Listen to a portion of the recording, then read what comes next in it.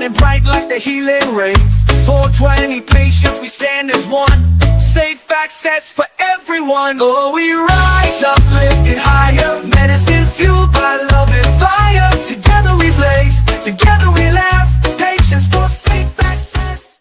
That's The following production has been brought to you by the Hippie Broadcasting Network, WTHC Radio, and Stoner Records. Now, here's your host, Summer Parker.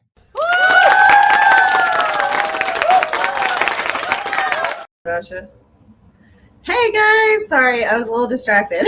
Okay, welcome back into our weekly Patients for Safe Access podcast, where you have me as your host, and you also have my co-host today, Dr. Marion McNabb. So welcome in, Dr. McNabb. How are you today? Excellent, Summer. Good. Thanks for being on tonight. Yes. So, guys, I want to start this out, first of all, by thanking you for being here. Thanks for tuning in on this Thursday night. I know some people are watching things like Big Brother. I'm not. But tonight you're watching us, and what better set of ladies to watch than us? So, just saying. Man, Dr. McNabb, do we have so many things to talk about this evening, right? We do. We have some really stuff and like some really juicy tea on the docket, and excited to dig into a lot of different topics tonight. Yes. So let's get right into that tea, okay? Because everybody that tunes into my show is familiar with the fact that normally I attend the OMMA's Executive Advisory Council meetings. However, this last council meeting, I was not able to attend in person. And so I was watching the live stream and, seeing what was going on with the Executive Advisory Council. And I just kind of want to kick this meeting off, this show off, with the director's comments. And then we will talk a little bit more after we see that. We know that she a lot of times says things that are what we would consider not the things you should say as a director, right? We've heard her talk all kinds of stuff. This time she talks about how the council isn't there for us. So Hippie, if you want to start with that one. So the guy there, before you hit play, the guy there sitting in the chair is John Kumis from JKJ Processing. And he had been on there talking about packaging and how recently we had a change in language in Oklahoma, where packages were no longer going to be able to say medical when you think about the word medical marijuana. It was just going to say marijuana. Now, a couple of years back, they changed it to where it had to include medical. Now they've taken it away where it doesn't include medical, even though we are a medical only state, right? And then afterwards, you'll get to hear what the director had to say to him. So go ahead, Hippie. But really, that's all I got. I do appreciate you guys having us, and I appreciate your time. All right, thank you for your comment. I will point you to the statute that created the advisory council. The speaker, the pro tem, and the governor can put whoever they want on this council. The intent was never for them to help businesses or patients. It's to advise the OMMA. You all are here to give us public comment, but I think it's important to pay attention to what the law says. Mary Lane Porter is our next commenter. That's good, Hippie. So when we think about that, okay, we've also heard her say things like it would just, it would be great if processors and producers would just not do certain things. You know what I'm saying? So what do you think of that comment, Dr. McNabb? Well, I think it's, really kind of unfortunate because in the last couple of months, the patient representative has been fired from the EAC. And so if really there was to be representation on that council advising OMA, then we should have a patient representative there, and there should be action that have been taken. If there was, if Katie Nail was, let go because of perceived conflict of interest, then a patient representative should have been appointed immediately. But instead, there were two different there's a law enforcement officer and a business owner, I believe, that were not from the governor, but were from one of the other representatives. So I think it's a disservice to patients because the patient representative was let go, and clearly the director isn't prioritizing patients and advising OMA and or healthcare providers to advise OMA, but really prioritizing law enforcement and businesses, but at the direction of, I think it's Speaker Hilbert, if I'm correct. Yes, Speaker Hilbert, he actually put the two most recent people on there, which was Steve Roper and Sheriff Matt McGuire, who likes to go by Matt McGuire only. So now we have two law enforcement people, Oklahoma County Sheriff Tommy Johnson and Noble County Sheriff Matt McGuire. And then we have big business in there represented. We have the guy Taras Falinkas, who represents Seed Cannabis and F5 Farms. And then also we have Mr. Roper, who is a dispensary owner, or I think maybe even a multi-dispensary owner. I'm not for sure. So I don't know his statistics yet. But yeah, that's kind of a bad deal for us as patients not to have a voice. And I decided that maybe the next time that I went to the EAC council, I was thinking about sitting there for the whole 3 minutes of my time, just silent and flipping through some posters instead. So I decided, why wait until October to make that statement? So I made that video today. Hippie, you want to play that one for us?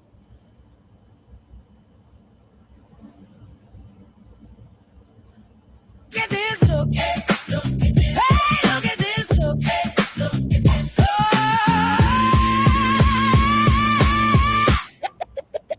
Hey, look at this, look.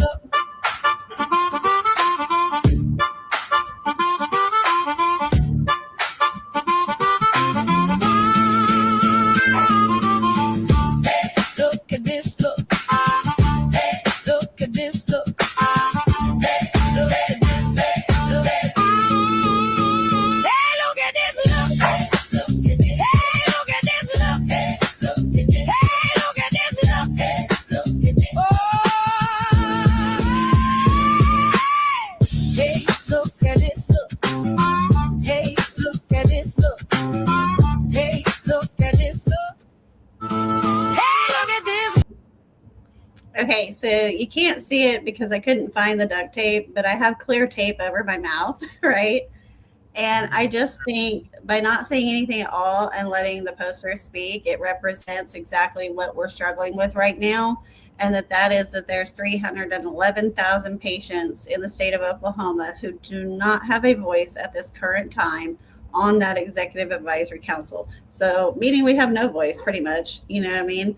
And that's a travesty in my opinion. And Governor Stitt needs to get off the pot and appoint somebody new. And I really am still frustrated with the fact that they did remove Katie, because I feel like they removed her because she was asking good questions.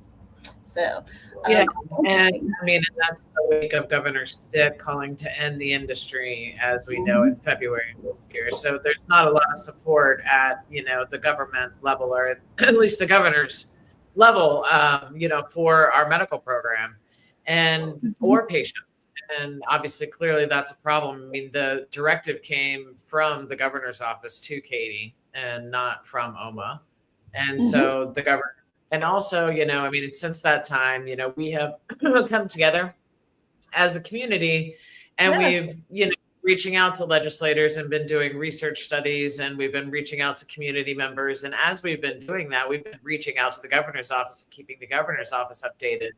And every time that we've been reaching out to the governor's office, it's the same blanket reply that, you know, basically not interested in discussing anything related to the medical marijuana industry and or for patients. So it's a real shame, because that's what this program is for. It's for patients that are chronically ill. And I know that, you know, not only those that are chronically ill, there's some that are, you know, a wide variety of health conditions and symptoms. And we're going to be talking about that a little bit more later on in this episode as we dive into some of the data that we've been collecting.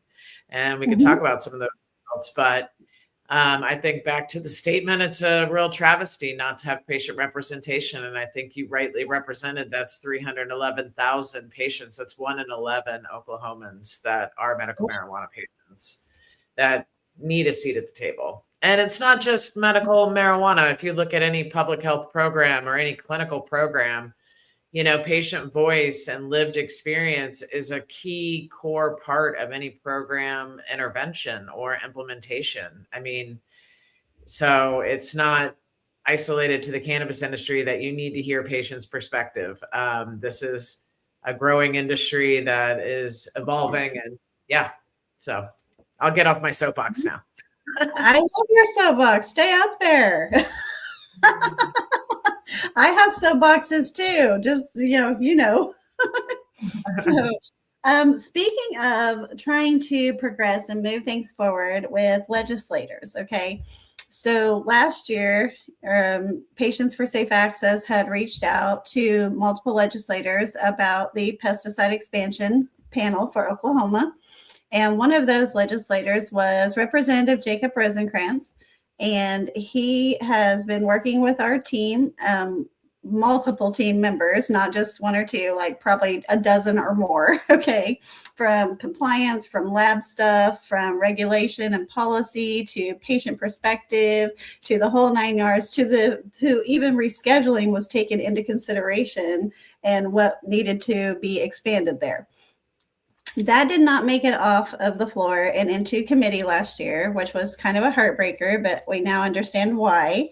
And so Representative Rosencrants is putting out a interim study that he is going to be doing. And he actually announced that himself the other day. So I feel confident speaking on that. Mary and I talked about this earlier, if we wanted to bring this in or not. So with that, with the interim study, Hippie, do you have that piece of paper? It was the 2-pager. Yes, this is super exciting. And it's part of a result of the work that you've done, work that others have done. Oh, yay. Watch. The Oklahoma Watch article, which is just really exciting, and is a very great article that really covers. We can start with that. We can go with this one for now. Go ahead, Marion. So this guy reached out to you first, right? Or did you reach out to him? So as a, basically a little bit of background, I mean, and this feeds into the Rosencrants study, but, let's start here and then we'll go back to the interim study and actually read through what it is. But, when we started collaborating together a couple of months ago, we led 2 different research studies. One was a patient study and one was a business study, looking at asking businesses and consumers and patients, their input. And we prepared the research results and we prepared a report, and we shared that report with every single legislator in the Capitol building and with as many news outlets as we possibly could, both at a state and a local level. And in our report, we had a number of key findings and recommendations. And one of those was related to the state's lab testing and pesticide panel, as you were just speaking about. And so we actually, in our report, talked about Rep. Rosencrants's bill and support of that bill and recommended that as part of our report. Since we finished the study and the report, we've been meeting with Rep. Rosencrants and several other senators and representatives up at the Capitol. But this article is a result of that outreach to the press. And so Stephen Martin from Oklahoma Watch reached out to me after we sent the press release, and had turned into an interview with you and Charles, and a story about the unfortunate incident and the unfortunate things that had happened to you related to contaminated products. So as I was being interviewed, he was mainly interested in doing a follow-up article about cannabis quality assurance testing in Oklahoma, and had wanted to know if anybody had been impacted by pesticide use. And I said, yes, I do know somebody that's been impacted. And that's how we connected Stephen Martin with you. And so maybe you want to give a little explanation of this story and what this article is all about. Yeah, so when he reached out to us to talk to us, of course, it was, from being affected by products that were harmful. And so we provided and supplied a ton of documentation to him, numbers as to how many products we had tested and things like that. There was only one part in here that I think was not necessarily like 100% there. And that was a statement where I had made about we had tested over 40 of Grace Farms products, throughout this duration that had failed testing at that point. And I think he thought I only had tested 40 products at that point. Where in reality, we've tested somewhere around 300 products in total. So that part was the only part that wasn't 100% for our side of it. But other than that, everything else in here is exactly, what we had to say to him. And, based off the documents that we provided to him, not only did he talk with us, but he talked with tons of people to fulfill this article. There's comments in here from OB&DD. There's comments in here from Dr. McNabb, from myself, and several others in there as well. So if you get the chance to read this, please look it up. It's on oklahomawatch.com. And if you want, you can also go to my Facebook page and or Marion's. Pretty much everybody's got it posted and shared out there. Yeah. I can't read that. So yeah. This was a great article that came out, and I encourage everybody to read it because OMA, has also contributed, as we can see in here, to the article, as well as OB&DD. And so that's a really local conversation that we're having. You can see my quote here, lab shopping is exactly the core of the problem. And I think lab shopping is, and that's for a variety of reasons. We're talking about pesticides on one hand and not testing for enough pesticides, but lab shopping for THC potency, on the other hand, is an issue, and keeping labs honest. And that was where I was contributing to this article. And I think the bigger focus that they were trying to push here was about the lack of ability of the state's quality assurance lab. So when you talk about the state's QA lab, that was put through legislation in 2022 or 2023, something like that, 2022. And then they were appropriated funds in 2023. And we're talking millions of dollars a year is already being spent on things like payroll for that lab, when that lab doesn't even have the accreditations and the ability to test for all of these different products, for all of the different things you test for: heavy metals, residual solvents, pesticides, cannabinoids, terpenes, yeast and mold, stuff like that. Our state's QA lab is only currently accredited in 2 things, and it's only in flour and potency and pesticides. He said, I don't know if that's flour. I think it's potency and flour and terpenes. I thought pesticides. Okay. So, and that's the second lab the state has had, like Jeff is saying down there, so yeah, we had the metals lab for a contract that didn't get fulfilled either. Yeah. And there was a good question that popped up, and I wonder if Jeff Havard also, here it is right here. How much variation between laboratories is considered scientifically normal? And at what point does it become a serious testing problem? And I'm not a laboratory expert, so I won't say that. I'm a public health doctor. But I do know that some states, I believe Colorado and some states, have adopted a range of potencies, and so that you can basically not be sticking on that point. And so that's to get around the lab shopping, and so that's a sort of a regulatory, but I would say 10 to 15% variance. I mean, that typically, but anybody who is a lab expert on the line, please jump in here. Yeah, and I think that they are allowed a variance. I think it's up to a 15% variance on things in the edibles and stuff. Do what, babe? It is. Yeah, and he says 15% variance all through. So they are allowed that variance. But one thing we got to remember, or we have to remember, is that labs are testing what is brought to them. So if a producer takes a product to a lab for testing and they get a clean certificate of analysis for that product, then they make no, they don't make their batches. Their batches are supposed to already be made, but then it represents that entire batch. What we have found is when you buy stuff off of the retail shelves, it hasn't matched what that certificate of analysis says. That is not, in my personal opinion, a lab's fault for that happening. To me, that's someone who is putting different product, Mickey Mouse and Pluto, behind a clean COA, if that makes sense. Yeah, and I think one of the challenges that at least I've seen, and it's not unique to Oklahoma, and I think it's a problem nationwide, is THC inflation, because products sold by THC percentage. Then there's just more of that incentive, financial fiscal incentive to raise those numbers, those THC percentage numbers. Mm-hmm. That's just a real issue for patients. It's a real issue that, THC drives price and, wholesale. But anyway, all of that, but, I'm glad this article came out. There's been a couple of articles that have come out this week about Oklahoma cannabis. Another article came out about businesses being upset about over enforcement of OMA.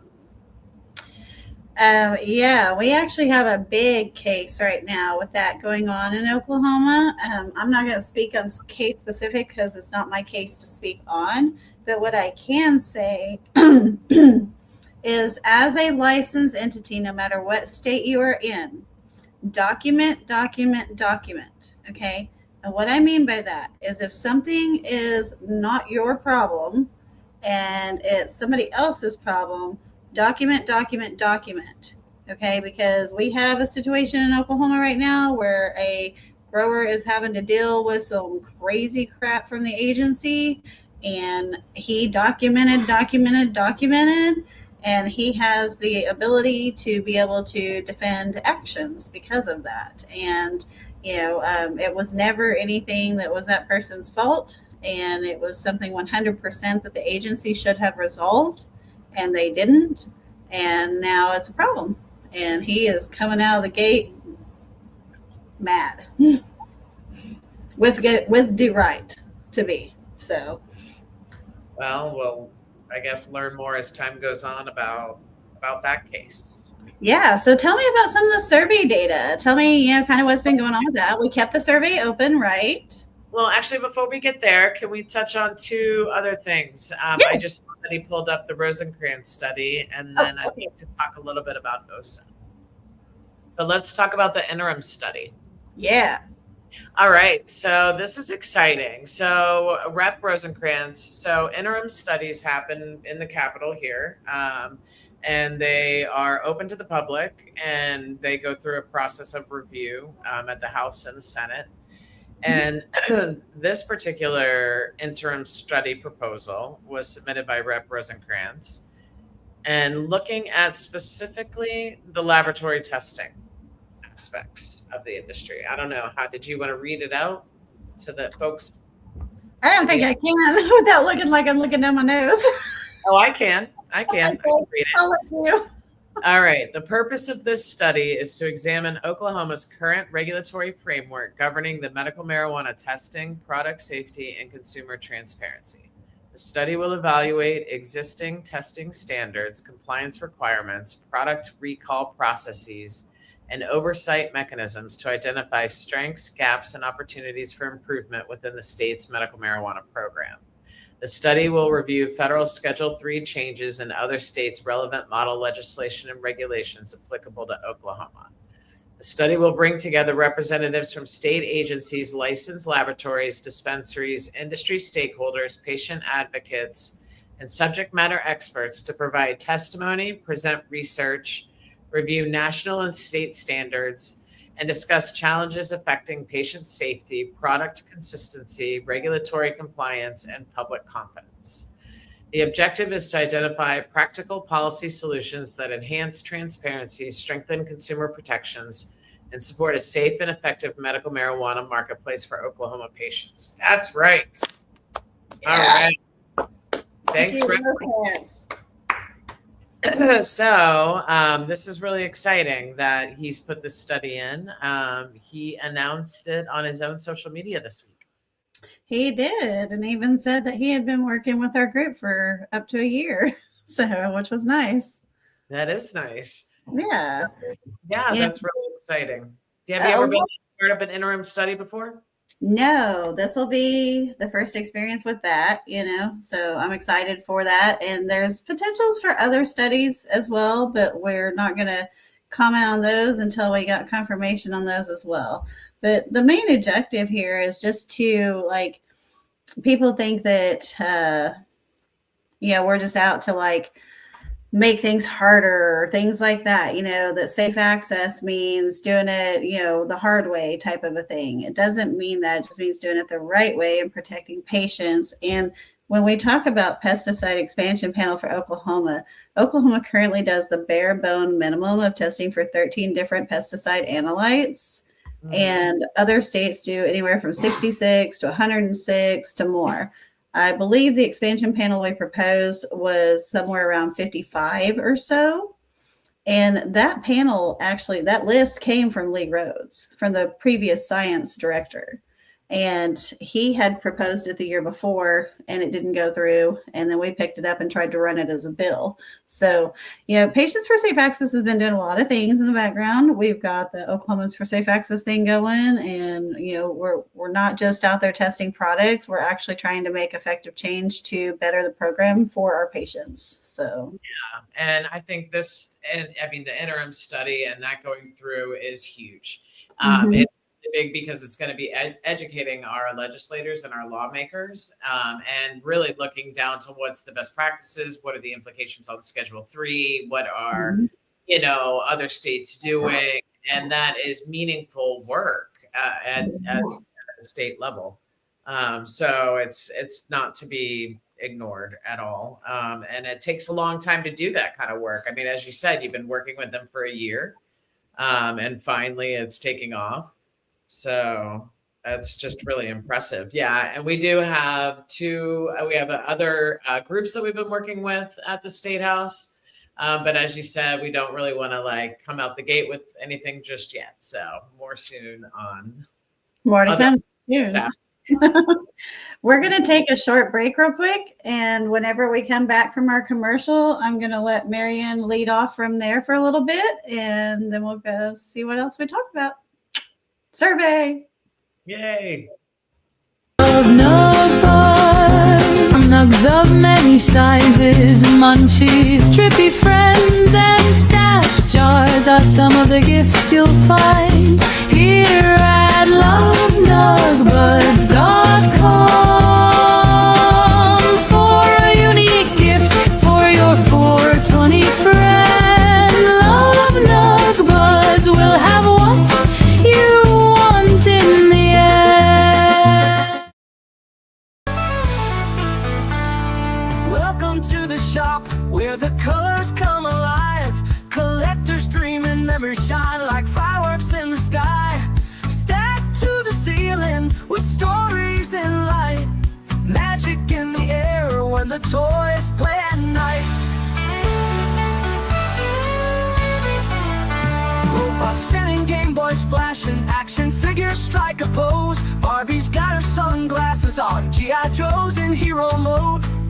Arcade lights and vintage signs, glowing warm and bright. Everybody smiles when the toys play at night. Race cars roaring down the aisle like thunder and chrome. Furbies waking up like they just found home. Every shelf's a treasure map, everything feels right. Step into the wonder when the toys play at night. Got her life ruined. Welcome back, everybody. So we have the Oklahoma Marijuana Survey Study results posted up here, and Marian's going to start covering that. So take it away, Marian. All right. Well, everybody, thank you for hearing me out. And so let's dive into some of this data. Could we possibly make, enlarge in the size of the slides, please, if possible? Maybe it's at the bottom. Nope. Hang on. He'll get Yeah. there. All right. Pop back up. Let me give everybody a little bit of background. So earlier this year, a group of us that includes Summer Parker, myself, Katie Nail, Synergistic Cannabis Consulting, Yeah. Frazier, and we had Stephanie Davis, all involved in conducting these research studies that we were talking about earlier. So we launched a patient study where we asked Oklahoma patients how and why you consume cannabis. Are you using cannabis to reduce other, unwanted medications? We asked a variety of questions about education, about support of cannabis. And we used this information to produce a report that we shared with every single legislator, and as well as any interested stakeholder, including OMA, OB, and DD. That's perfect. Thank you so much. So these are some of the results of the study we wanted to just kind of chat about with the public today.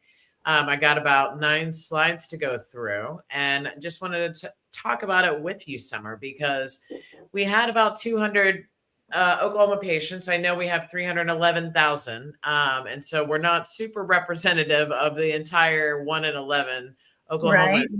But this is 1 month's worth of data and a very quick, rapid citizen science-based study. So I'm actually quite impressed with the work that we did as a community to pull this together. And some of this data will be shared, and we still have the survey open. We decided to take it to a second survey round launch. So out of the top conditions that people reported using medical cannabis for, the number 1 condition people reported was anxiety. Mhm. That followed by depression, then followed by chronic pain, then followed by arthritis and PTSD. Now, in the studies that I've done in the past, chronic pain was typically the number 1 reason that people used cannabis.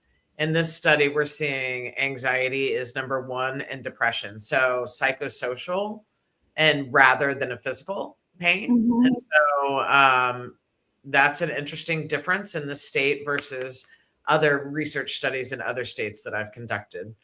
But you can see all the way down, people are reporting using cannabis for insomnia, ADHD, nausea, migraines, persistent muscle spasms, cancer, seizures, and even 15% opioid use disorder, which is pretty incredible that 15% of our sample are reporting using cannabis primarily for addressing opioid use disorder. Mm-hmm. Now, did you see the change in that from being a physical to a more of a like anxiety, depression type thing post pandemic? Was your other survey done prior to the pandemic by chance? Yes, and I'm glad you brought it up. So, I mean, chronic pain has always been up there as the top condition that people choose cannabis for. We're seeing it here as number 3. And back before COVID, it was number 1. And then when COVID hit, you started to see anxiety and depression and PTSD crop up more. Yeah. Chronic pain is always still there. And even we'll see on our next slide, I break down the numbers between psychological and physical symptoms. But yeah, I mean, also in this day and age, there's a lot more PTSD. I mean, 52% of the general population in Oklahoma reported using cannabis for PTSD. Now, normally we would see that in veterans, but we're seeing much more PTSD in the civilian population. It's just incredible. And that's a result of COVID. That's a result of job loss recently. The economy, there's a lot of traumatic events that have happened, and as of late for a lot of people. Yeah. Our governor threatening our program. Yeah. All right, let's move to the second slide. Thank you. So here we are, 87 out of psychological and physical, 87 or almost 88% reported using cannabis for psychological symptoms. And that was higher than those reporting for 85% reporting for using cannabis for physical symptoms. But overall improvement in quality of life, 96.4% reported a positive or highly positive impact on the quality of life. And that's from a variety of perspectives that we'll get into. So not only is it from just symptom relief, I have anxiety and symptom relief, but as we drill down into the next slide, you can see that prescription and other substance reduction is playing a big role in the improvement in people's quality of life when using cannabis. In our sample, 60% of people reported at least using cannabis to reduce at least one prescription medication. Mhm. That's incredible. That is 60 amazing. of our sample are using cannabis to stop one medication. And out of those, the top medications, and I guess not surprising because the top conditions that we're fine is antidepressants, followed by muscle relaxants, and then followed by opioids, and then by other pain relievers. So over-the-counter pain relievers at 18.2%. People are reducing sedatives at 10.9%. Benzodiazepines at 9%. And then anti-migraine medications at 6%. Antipsychotic medications working to reduce the use of. But interestingly, when we're looking at substance reduction, there's prescription medication reduction, but 43% also used cannabis to reduce unwanted, more harmful substances such as alcohol, tobacco, or other substances such as cocaine, psilocybin, or even xylazine. And in fact, 30% reported using cannabis to reduce alcohol, and 20% to reduce tobacco, and 7% to reduce amphetamines, and then 5% methamphetamines, followed by cocaine, psilocybin, hallucinogens, and heroin.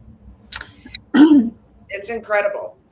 The amount I have seen in the last 8 years, if you can just stay on that slide for 1 second, I've seen in the last 8 years, every single study that I've conducted, people have used cannabis to reduce some kind of prescription or over-the-counter medication.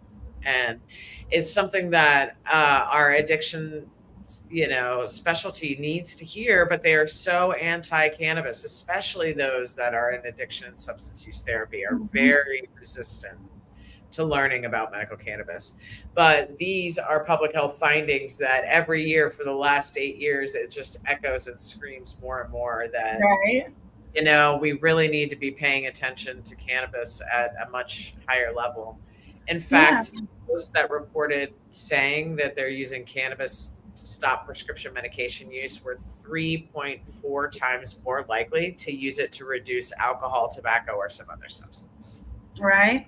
Really quickly on that, when we talk about harm reduction in substances, we have some changes coming about 7-hydroxy, and we're going to see a lot of people with this new shift with kratom and stuff who are going to be dealing with withdrawals and stuff. And so I'm honestly curious if that will increase our cannabis, medical cannabis users in our state who go back to using medical cannabis. Maybe they quit or something, or maybe they're going to use it for the first time with that process, or they've used it before for other substances and know it will work. You know what I mean?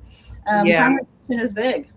It's huge, and kratom works on similar pathways as opioids, and cannabis has been used, and cannabis and opioid sparing effects have been demonstrated. I don't know the evidence around cannabis and kratom and harm reduction, but I can suspect that there would be a large role that cannabis can play in helping people in terms of like kratom withdrawals and reducing use of kratom, because it's a real problem. There's been a lot of overdose deaths here recently. I was going to say we've had 51 in 18 months in Oklahoma. Yes, and you can never have an overdose of cannabis. So thank you. Say that again louder for those in the back, please. Never have an overdose of cannabis. Yes. So, talk about harm reduction. It's about using things that are less harmful to reduce the use of more harmful drugs. So again, we're seeing that although people are using to reduce prescription medication, they're also reducing other substances. So we can move to the next slide. I started to drill down into a little bit more details here because there's more medications associations. So those that were using antidepressants and reducing antidepressants were more likely to reduce, were 2 and almost 3 times more likely to reduce other substances. They were more likely to reduce using tobacco. They were more likely to reduce using amphetamines. And those that were reducing opioids were more likely to also be reducing amphetamines. And those reducing antipsychotics were more likely to be reducing methamphetamines. So we just see this polysubstance use and this, really complex medication substitution that's happening. And I'm sure that this is not all happening under full medical supervision, but we do have some interesting findings from our study about that. So let's move to the next slide. So here it is. We asked people in our study whether or not they actually disclosed their cannabis use to the healthcare provider, and almost 90% did.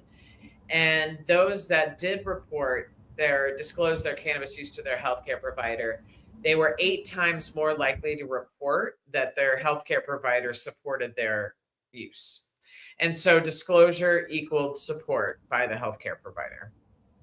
However, in our sample, not everybody was fully supportive of medical cannabis use, and 5.6% of patients reported being discontinued from healthcare services because of their medical cannabis use. Now, that's a problem now in Schedule 1. It's a problem in general, but in Schedule 1 now, we have patient rights and protections at the federal level that you can't be discontinued from healthcare services. So, again, Schedule 3, excuse me. And that's kind of why we also formed Oklahomans for Safe Access. Yeah. All right. Well, moving on to the next slide.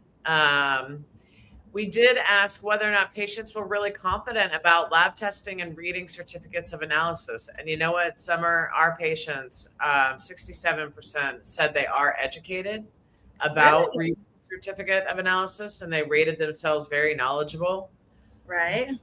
But about 36% said they expressed low confidence in the accuracy. So we got about a third, like a lot of people are very knowledgeable, but only a third of the people have very low confidence about these results. So we've got a real problem with lab testing from the business side, but also from the patient trusting side. So that's, kind of another area we should continue to work on.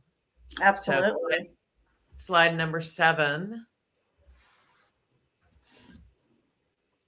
We drilled down into veterans and non-veterans. And out of our veteran group, which was 16% of our sample, veterans were more likely to report having PTSD compared to civilians.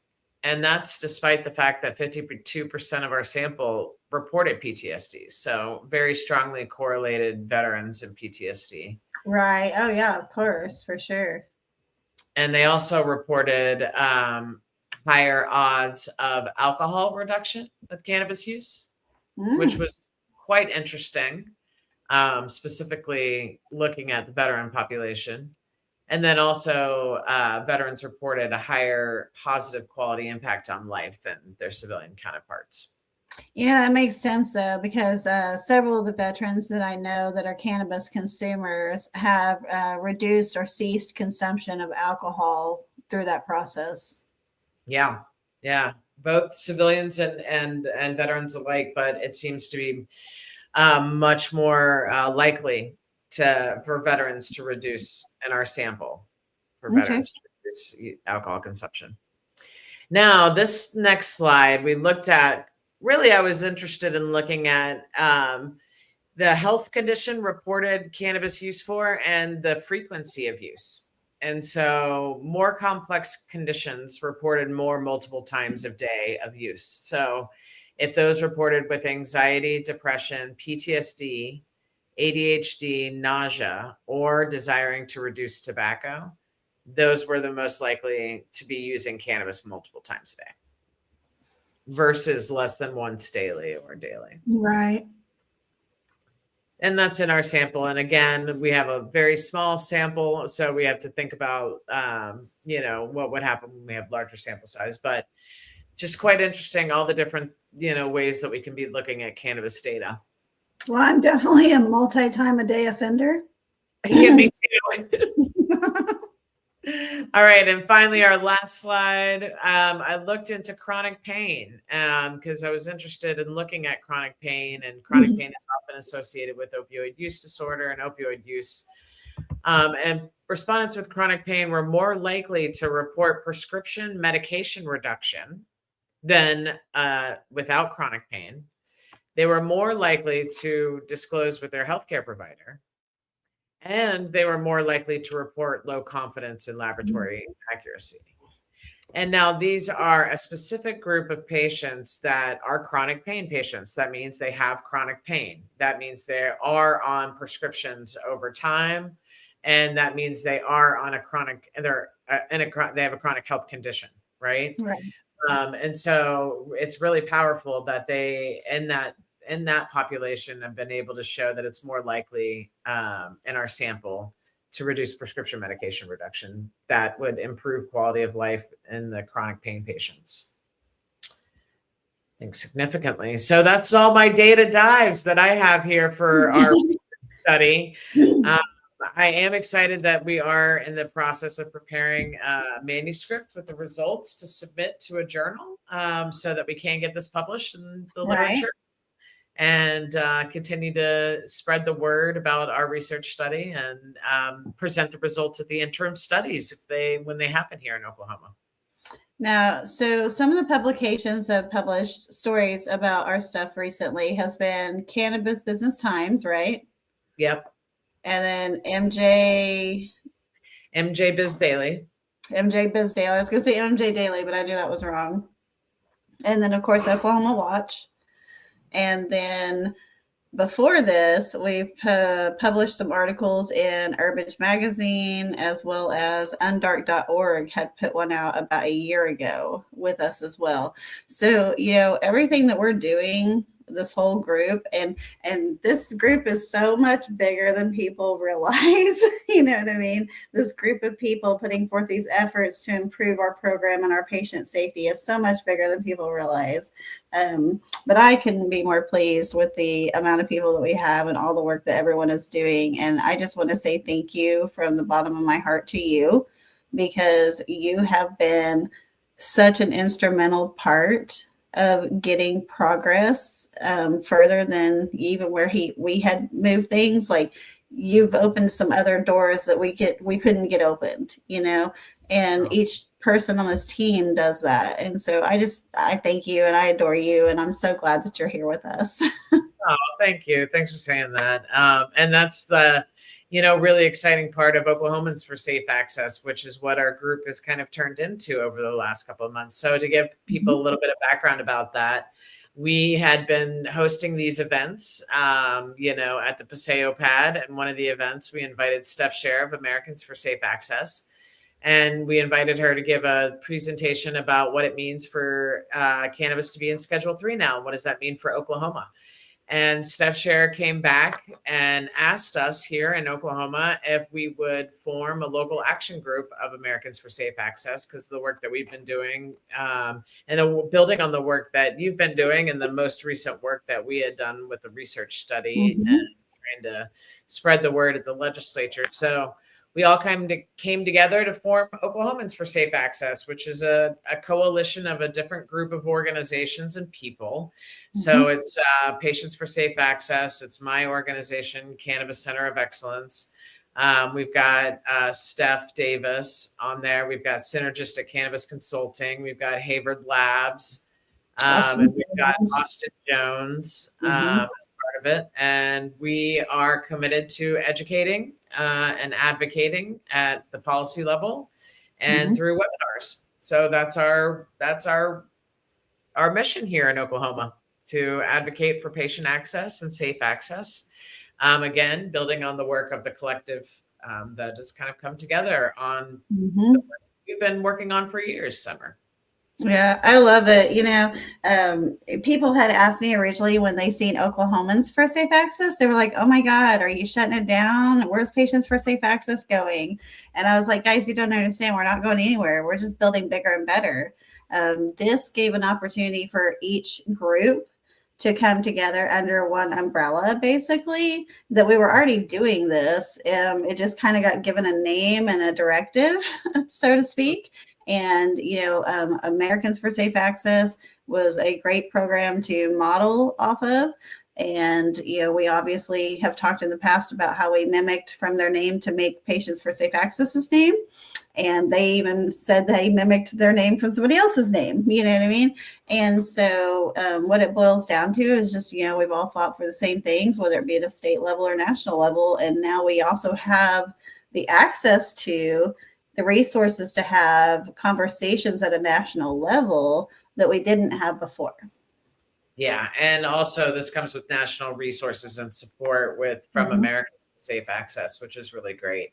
So we get access to all of their educational materials that we can be able to share with patients here. And our next event is going to be quite exciting for Oklahomans for Safe Access.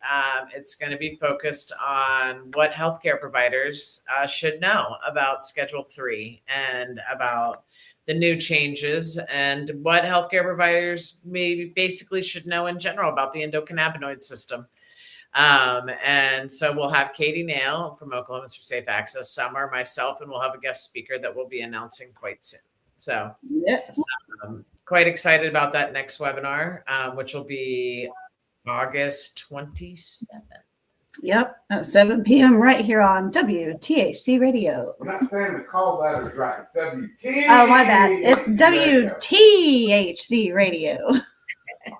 Charlie says I gotta say it like that. I don't know. He's got that. So let's talk real quick. Let's see. Hang on. Do you want to touch on the training thing that we have coming that we were talking about earlier, or we want to leave that alone? Did we decide? No, we can if you want. So we've been working on a number of things. One from legislature research studies. We conducted research studies. We've prepared reports. We've shared those reports to the legislature. Now those reports are being put into practice at the state level by these interim studies. And hopefully we can share the data that we've collected with a broader audience through the interim studies. But education is key. And our group earlier this year noted at an EAC meeting, Sheriff Tommy Johnson's call for education for law enforcement. And so for the last couple of months, we have been meeting, we as a couple of members, myself included, and Katie Nail, and Jeremy from Wild Wild West Consulting, and Austin. We've been meeting with law enforcement and have been designing educational programs, and very excited to be in discussion with them. Nothing is set in stone. It's just very exciting to be discussing the possibility of developing training together. And this training would center around cannabis and how do you determine legal and synthetic cannabis, legal versus synthetic cannabis, legal versus legal grows.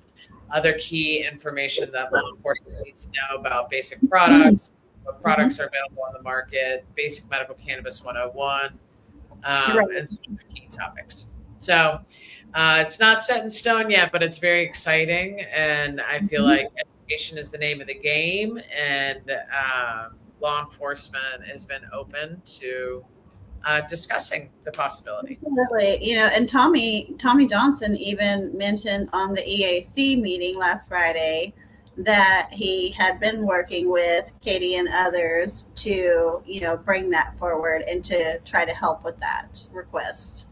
Yeah, he's a really great guy. So we're in the process of kind of working together, seeing how this could possibly play out, and see what can happen on the education front. Absolutely. Yeah. So let's see.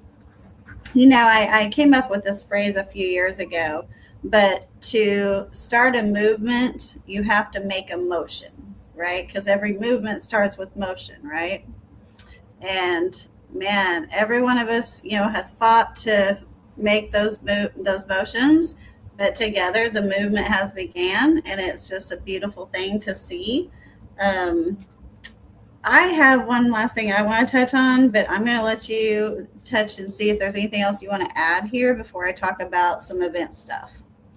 No, I think that's it. I think if anybody wants to join in on the next conversation, please do. August 27th at 7 p.m. We're going to be talking about doctors and healthcare providers and what they need to know.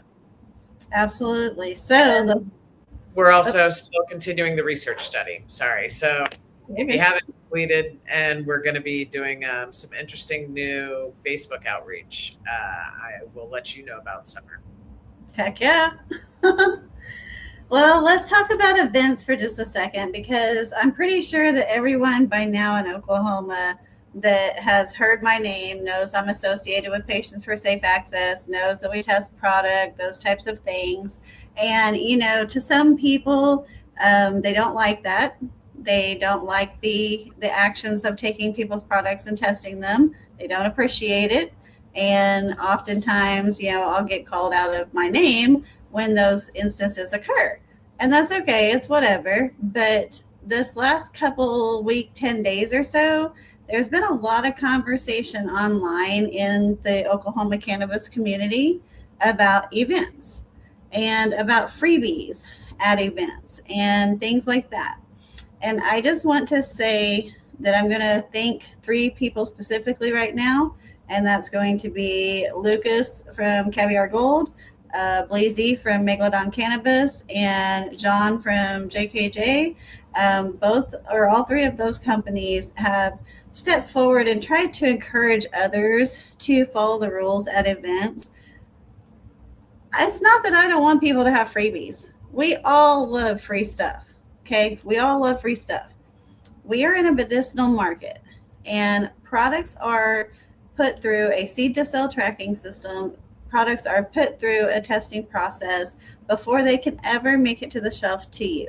Okay, and no, those systems aren't perfect. We know that there are bad actors that figure out ways to negate those systems. Okay, and I'm not saying everybody's a bad actor, but I'm just saying that if you want legislators to try to take our events away from us again and again and again, which they've already tried in the past, then keep doing the same thing over and over again. And you'll end up with a result where they will take the events away from us. I don't want the events to go away. I have a blast at these events. I have fun getting to come out and be a part of my community with my tribe that I vibe with at these events. I think it's beautiful. I, have had events where people didn't want me there even, and we still got along and had a great time at the event. Oh, well, you know what I mean? Do it the right way. Harvest Fest is implementing a coupon system in our state this year. So, your things will be vendors handing out coupons. Cowboy Cup has been using a cash system or Cowboy Cash system for years now for their event. There are other events that have done that similar type of a thing. And then you have vendors who just straight up will hand out their own coupons because they don't want to hand out free products and get in trouble. And this is a violation on the businesses. This can cost somebody their business, but it can also cost us those events. Now, if you don't think that the OMMA and the OBNDD and local Barney Fife, law enforcement hasn't sent somebody into these events undercover to watch these things, you're seriously mistaken. Also, all the Facebook live videos, TikTok live videos, Instagram live videos, all the reels you post later, all of those things.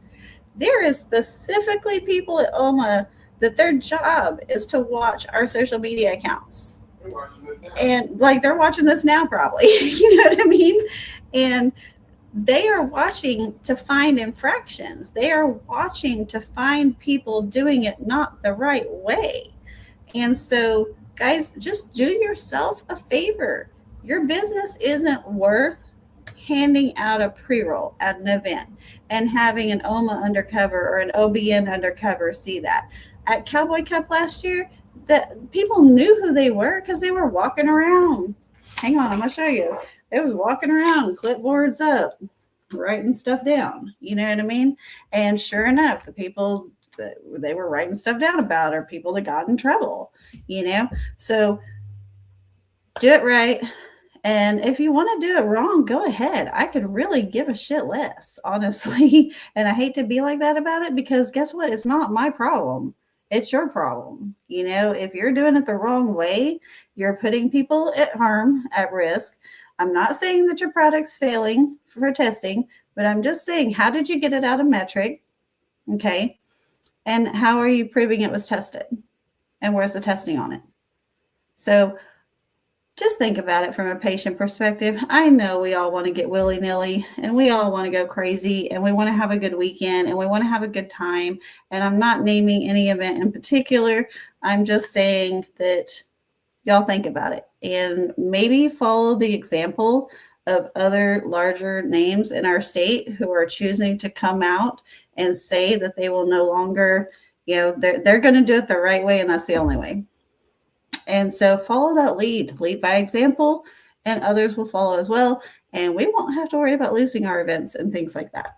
So that's all I got to say on that. What about you, Mary? You got anything to add on that? Nope. Nope.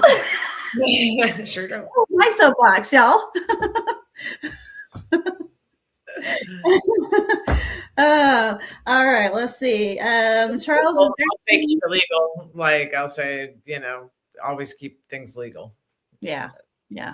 It's not worth risking your business. I mean, they're obviously finding every which way they can to, you know, restrict our licenses as far down as they can, to take out as many businesses as they can. And not that that's their goal, okay? But I'm just saying through their administrative actions, through their infractions, through their court proceedings, this is what is happening, okay? So don't go give them fuel for the fire.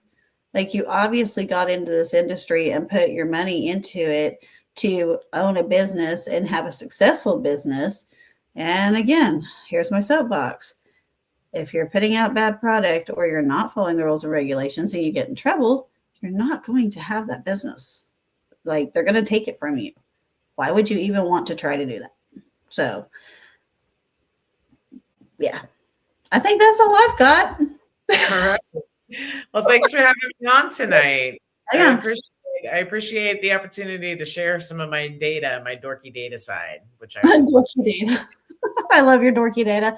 Let's ask Kippy real quick if he's got any questions from the audience. I know we had some comments that came up here and stuff like that, and we weren't really pausing to speak on those at the time, but let's go ahead and come back through here. On the variants. Let's see. 1 second. Austin said, hello, world. Hello, Austin. Hello, Sean. Sean said, what's cracking? It depends. Are you a millennial or above a millennial? Because that could mean something different. Charles says, one love from your Oklahomies. Thank you for Charles. Right. Sean says, I think we were talking about chronic pain at the time when I seen this one. He said his legs hurt. So yeah.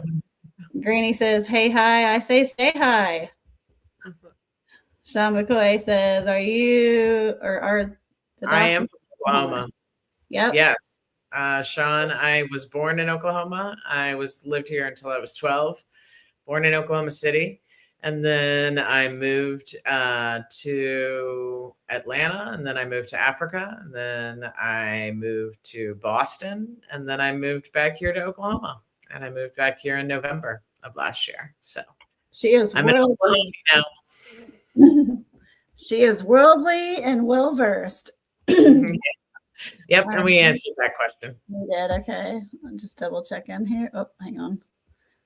I took over Hippie's screen over here. They're barely functional. Oh, my QA lab has to be. Yeah.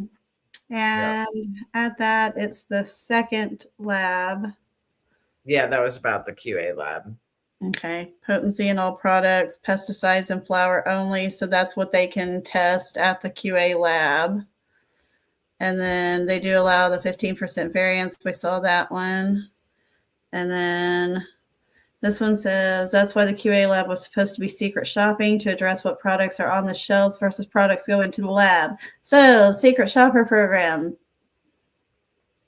Any comments on that one? So did they just post something? Did OMA just post something about their own secret shopper program? Because there's not a lot out there about their secret shopper program. And I mean, there shouldn't be because it's a secret shopper program. Mm-hmm. But you know, there needs to be some secrecy around that, just be the nature of it. But I mean, I guess it would be helpful to know high level statistics of is it really happening? Is the program really? And, you know, at what, you know, just how many products have been secret shopped, that kind of information, just at a very high level. So Ronnie, cannabis PTSD caused by the OMA director. I think we all in this industry, about 500,000 of us, have PTSD from the current OMA director. No lie. I think we need a victims impact fund for all our PTSD, y'all. Oh, nope, I'm pulling that one down. That was Ronnie. He was not being nice there. And then let's see. Dr. McNabb, absolutely amazing. Opening doors for our cannabis future. Absolutely. And I can't wait for her cannabis future either. Just like Thanks, let's see. This one says training law enforcement about medical marijuana is greatly needed in our state and others. Absolutely, it is. Mm-hmm. Jeremy says is awesome. The hippie.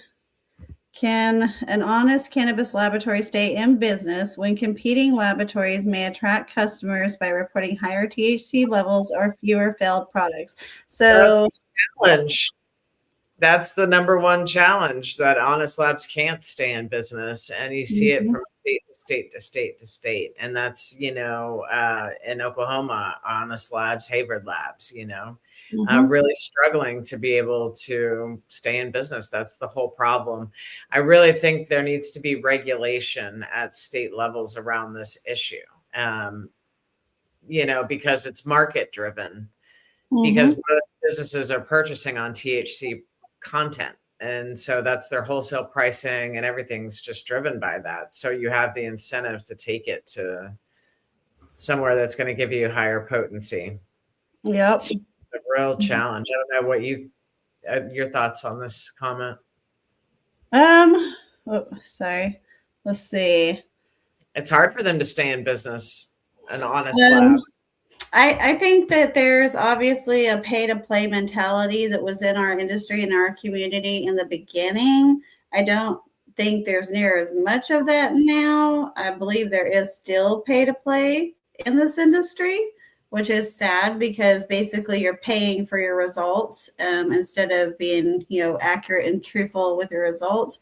And again, you know, if what you're putting out on the shelf doesn't match what is your label reads within the variances allowed, that's actually label fraud. And if you're saying that you're giving me, well, say 100 milligram product, and when I independently test it, it's less than 50 milligrams, or say it's a 50 milligram, then you only gave me half of what I paid for. So as a consumer, I would be pissed, you know what I'm saying? I would be mad that I didn't get what I paid for. And so why would you even want to represent your company in a way that doesn't look good on you by letting that happen in the first place, I guess. Totally. And then let's see. Jeff says, still no generalized results. They can share that. Absolutely good. They could share that on the secret shopper side of it. They could, you know, even, but then again, like, I think I don't know. I'm like you. I like transparency. And so in my opinion, I think they should have to tell us what products they tested, what they tested at, where they purchased them, the whole 9 yards, you know, because why not? Well, once they find a bad product, everybody should know about it. But the secret shopper part, there's an element of secrecy that has to be secret about it. And that's them going, that's the whole approach of being able to go and be a secret shopper. That's the point of the program. But once you find something, then you need to be recalling it. And you need to, you could say we've sent, generalized results of, but then everybody needs to know if you secret shop and there's a bad product, then it's got to go out. Recall, stop that product. Something that just came to my attention earlier today or yesterday was wondering whether or not that their products that they're acquiring for the secret shopper program, if they're actually sending someone in and transacting that product as a patient card holder, and or hear me out, I'm going to say I don't have any proof of this yet, but this is what's being stated in the background, is that sometimes those things are even being taken from the inspection point, tested.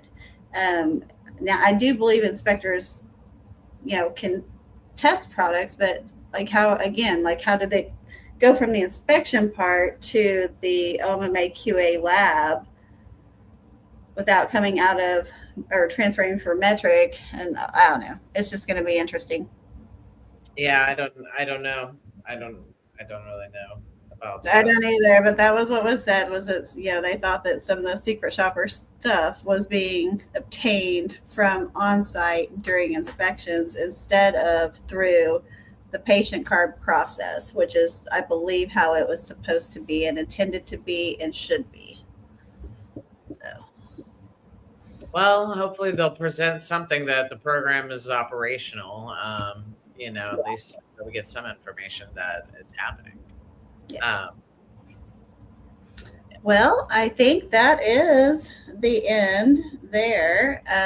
Thank you so much for joining me again. And I can't wait for August 27th when we can announce our special guest for that panel and all things safe access.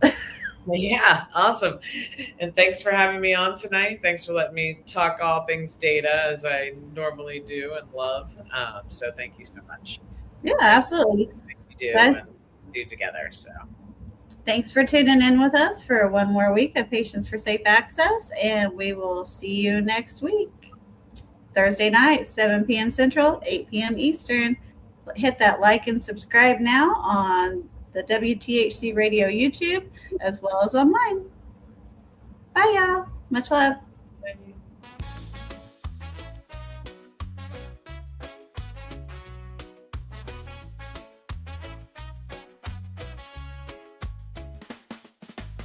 Summer Parker leading the way, shining bright like the healing rays. 420 patients, we stand as one.